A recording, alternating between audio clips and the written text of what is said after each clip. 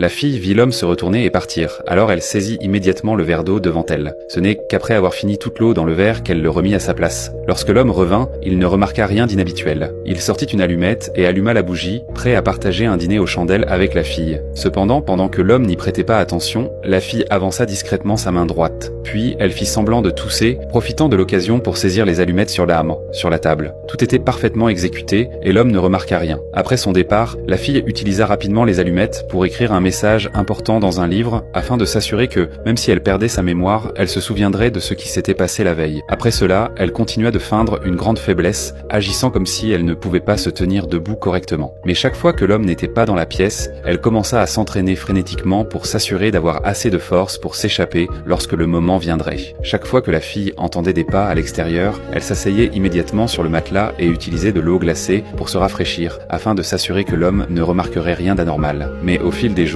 les souvenirs perdus de la fille commencèrent à revenir. Elle se rappela soudainement une époque où elle dînait avec cet homme, l'ambiance était si agréable, presque comme s'ils étaient un couple. Mais ensuite, elle se souvint de l'avertissement dans le livre, lui conseillant de se méfier de cet homme, et sa vigilance se renforça à nouveau. Un jour, alors qu'elle était accroupie par terre en train de dessiner, elle remarqua soudainement que l'homme à côté d'elle semblait dormir. La fille comprit immédiatement que c'était sa meilleure chance de s'échapper. Elle se leva rapidement et se dirigea silencieusement vers la porte. Mais alors qu'elle s'apprêtait à toucher la poignée, une voix derrière elle émana de l'homme.